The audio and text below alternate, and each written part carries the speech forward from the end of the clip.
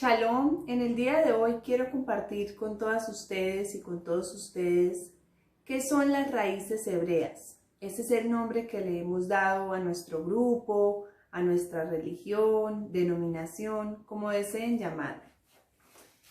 Para eso investigué y en el mundo existen tres ramas principales del cristianismo: el catolicismo, el protestantismo y la ortodoxia católica. De ahí se han desglosado más de 30.000 denominaciones cristianas. Cristianos es todo aquel que cree en Cristo. Yo, en lo personal, soy cristiana también. Creo en Cristo, creo en Yeshua como el Mashiach, en Jesús. Pero si nos vamos a la historia y buscamos dónde surgió el cristianismo primitivo, como lo llaman en los libros, dice que surgió del judaísmo con los primeros apóstoles y que en el año 313 el emperador romano Constantino lo legalizó. Pero ¿cuáles fueron sus bases? Cuando empezamos a leer la Biblia, sin profundizar tanto, nos damos cuenta de muchas cosas en las que toda nuestra vida hemos creído, pero que no están en la Biblia, o que están, pero de manera muy diferente. Por ejemplo, voy a hablarles de algunos ejemplos por nombrar. ¿Sabían ustedes que en Éxodo 20 encontramos los 10 mandamientos?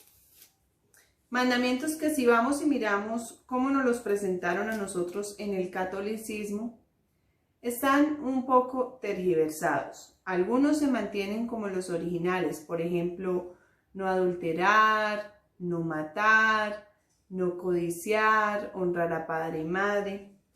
Pero si leemos, hay dos mandamientos, y esto lo mencioné en un estudio anterior, en un video anterior, pero hay dos mandamientos que vemos en la escritura y no nos los enseñaron, que es no adorar imágenes ni tenerlas, es decir, no tener idolatría, y el guardar el día sábado, el Shabbat. Algo que también encontramos en la escritura y que nunca nos fue enseñado es en el libro de Levítico, Levítico 11, Levítico es el tercer libro de la Biblia. Vemos que nos hablan de la dieta bíblica y entre esos está no comer cerdo ni comer mariscos. Luego más adelante en Levítico 23 vemos que nos hablan de las fiestas bíblicas, 7 fiestas bíblicas. Y en ningún lado de la escritura oímos hablar o leemos de Semana Santa ni de la Navidad. Fiestas que fueron enseñadas a nosotros como fiestas de Dios y fiestas que debíamos cumplir. Estos son algunos de los versículos o algunos de los temas que a mí en lo personal me llamó la atención cuando conocí acerca de la Torá, cuando conocí acerca de las raíces hebreas. Pero muchos cristianos, quizás muchos de ustedes que me estén escuchando por primera vez y que estén hasta ahora entrando en este conocimiento, dirán, bueno, pero Jesús vino a abolir la ley. Y hay un versículo famoso que está en Efesios 2:15 y que es muy utilizado como razón para no obedecer la ley.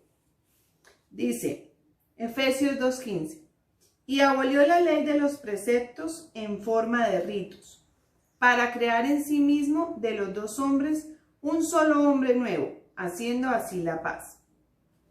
Pero realmente, cuando estudiamos, tenemos que preguntarnos, Jesús, como muchos lo llaman, pero su nombre original es Yeshua, su nombre hebreo, ¿realmente vino a abolir la ley? Es una pregunta que debemos hacernos.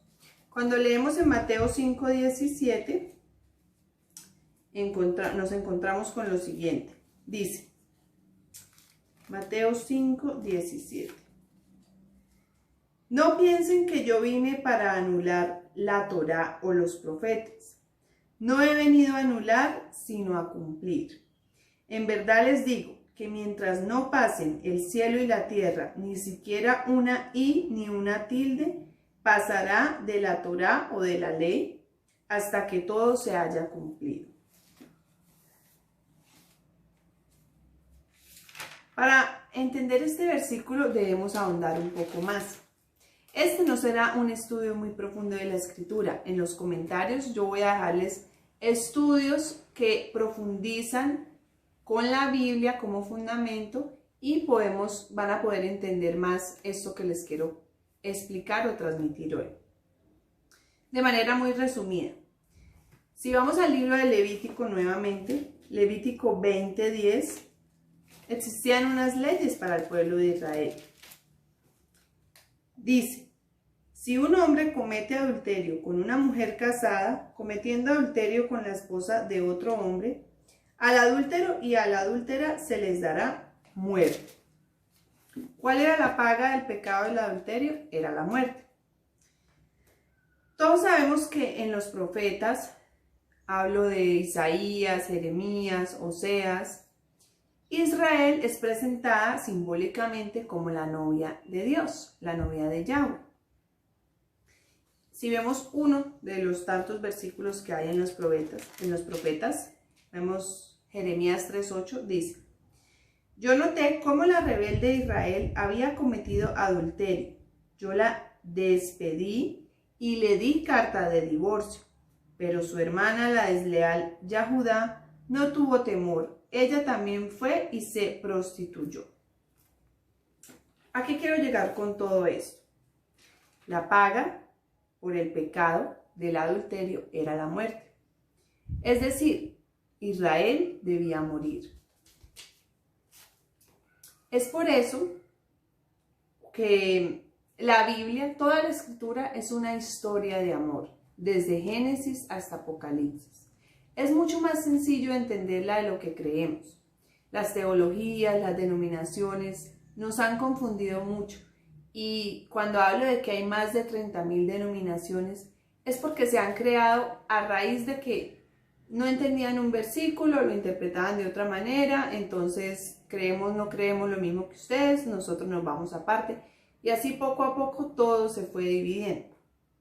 Hoy no hay ejad, no hay unidad entre el pueblo de Dios. Jesús, a quien voy a llamar Yeshua, es conocido como el Hijo de Dios. Pero realmente, ¿quién es Él? ¿Se han preguntado? Él es Elohim mismo, es decir, Él es Dios hecho carne. Para esto hay un estudio acerca de la unicidad, porque la Trinidad tampoco es bíblica. Y quienes estén interesados, pues pueden ver en los comentarios, yo voy a dejarles ahí los estudios para que ahonden en el tema. Pero voy a sacar un versículo solamente como para que se hagan una mejor idea. Isaías 9:6 dice: porque un niño, acá está hablando del Mesías que van a nacer, porque un niño nos ha nacido, un hijo se nos ha dado, y la autoridad descansa sobre sus hombros. Le han puesto por nombre el Gibor Abi Atzar Shalom, que en español sería admirable consejero, poderoso héroe, Padre perpetuo, príncipe de paz. Padre perpetuo. Sabemos que solo hay un Padre, solo hay un Elohim. En Deuteronomio 6:4 dice: oye Israel, Yahweh tu Elohim, Yahweh uno es. Entonces a un niño, ¿por qué le iban a llamar Padre? Era una forma de expresarse acerca de que ese Mesías iba a ser Elohim mismo hecho carne. ¿Por qué? Porque Elohim es espíritu.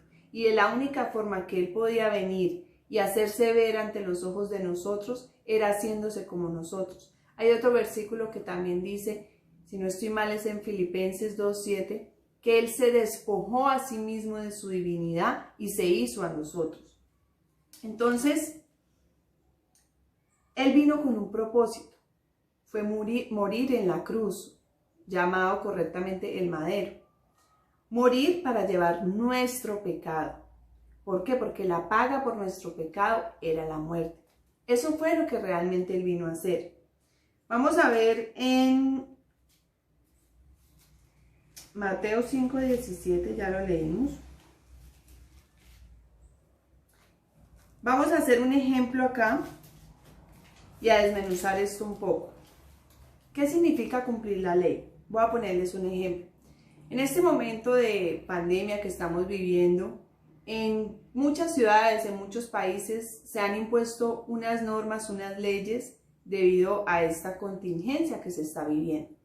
En la ciudad donde yo vivo, por ejemplo, acá en Bucaramanga, Colombia, después de las 8 de la noche hay toque de queda, no se puede salir a la calle, a no ser que haya una urgencia médica, pero no puede uno salir así porque sí.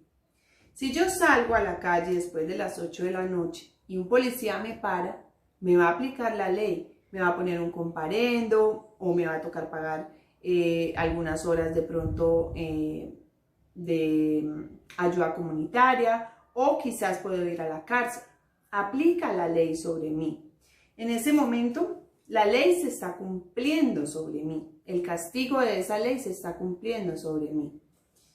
Eso fue lo que vino a hacer Yeshua. Él vino a cumplir con ese castigo que nos correspondía sufrir a nosotros, pero Él mismo, esa es la gran historia y el gran sacrificio de amor que hizo Él por nosotros, que vino a pagar por nuestros pecados. Ahora, volviendo al ejemplo, si yo voy, supongamos que me mandan a la cárcel, el castigo máximo, voy y cumplo mi condena y salgo. ¿La ley al yo salir ya no existe? Es decir, si vuelve a haber toque de queda y yo salgo después de las 8 de la noche, ¿nada me va a pasar? No, ¿cierto? Por supuesto que no. Otra vez va a aplicar el castigo sobre mí. Ese mismo ejemplo, tan simple como eso, apliquémoslo a la escritura. Quiere decir que Yeshua murió en el madero por mis pecados, por tus pecados, por los pecados de toda la humanidad. Pero eso nos da el aval para seguir pecando. Eso nos da el aval para ser perdonados, volver a pecar, ser perdonados, volver a pecar. No tiene sentido. Si le ponemos sentido común, no lo hay. En ese pensamiento no lo hay. Muchos dicen que entregar nuestra vida a Cristo es dejar de pecar. Pero, ¿qué es el pecado? ¿Se han preguntado? No lo que dice buscando en Google qué es pecado, porque lo hice el ejercicio y salen significados, pero son significados impuestos por los hombres. En la Biblia, que es nuestra mejor herramienta para estudiar. En 1 Juan 3:4 leemos lo siguiente. Todo el que comete pecado también infringe la ley, pues el pecado es infracción a la ley. Entonces, si tú como creyente, como cristiano, como católico, como cualquier denominación dices, he entregado mi vida a Cristo y he decidido no pecar más, ¿estás haciéndolo realmente? Un significado curioso que encontré en una página de los Testigos de Jehová decía que la traducción griega de pecado es errar en el blanco. Y eso me vino de una vez a la mente qué significa Torah. Torah es la palabra hebrea para ley. Torah significa dar en el blanco. Es decir, pecado es todo lo contrario. Entonces, hago esta pregunta a quienes me estén escuchando. ¿Realmente la ley fue abolida? ¿Realmente no debemos obedecer la ley? ¿O todo lo contrario? Vuelvo al tema principal y al título que le daba a este video. ¿Por qué nos llamamos raíces hebreas? Pueden llamarlo religión, secta, escuela de estudio bíblico, como queramos llamarlo. Nosotros somos realmente cristianos también, porque creemos en Cristo, creemos en Yeshua como el Mashiach. Pero quisimos darle un nombre porque siempre a uno le preguntan, ¿pero tú de qué religión eres o a qué iglesia vas? ¿Por qué lo llamamos raíces hebreas? Porque vamos a la raíz de la escritura, porque vamos al principio. ¿Y por qué hebreas? Porque la Biblia, la Torá, los 5 primeros libros y los profetas fueron escritos en hebreo, incluso algunos de los evangelios, aunque muchos fueron las cartas que vemos al final, fueron escritas en el griego, pero el principio fue escrito en hebreo. ¿Significa que para estar en este camino hay que aprender hebreo y que ese debe ser ahora nuestro lenguaje? No necesariamente. Yo en lo personal no sé hebreo, pero he rescatado los nombres en hebreo y muchas palabras en hebreo. Porque cuando estudiamos y hacemos exégesis, profundizamos en los versículos, nos damos cuenta que una palabra hebrea puede tener un significado muy distinto al que se le dio en el griego. Entonces, es por eso que animo a todos, a todas ustedes quienes me están escuchando, a que retornemos a la raíz de nuestra fe. Que no sean apáticos quizás a escuchar que esto es como el judaísmo, que esto no es para nosotros, que esto es para el pueblo de Israel que está allá en el país de Israel. No, no es así. Yo puedo decírselos desde mi testimonio, desde mi experiencia, que solamente cuando comenzamos a estudiar descubrimos la verdad. Y la verdad es mucho más simple, la verdad bíblica, es mucho más simple que lo que nos han querido enseñar. Las teologías y las doctrinas de hombres han desviado completamente la verdad. No necesariamente estoy invitándote a formar parte de mi congregación, a formar parte de mi grupo bíblico, de estudio bíblico, sino a que cojas la escritura en tu casa y comiences a estudiar. Hay muchas enseñanzas en la internet, algunas que sí están acordes con la escritura, algunas no, pero poco a poco vamos filtrando. Ahí es donde debemos pedirle a nuestro Elohim que nos dé discernimiento a través de su espíritu, que nos muestre a quién debemos oír, a quién no debemos oír, y todo lo que oigan, porque no soy quien para decirles qué oír y qué no oír, todo lo que escuchen, todos los estudios que lean, filtrenlos con esto. La escritura no se contradice. Esa es una regla que deben de tener a la hora de estudiar. La escritura no se contradice.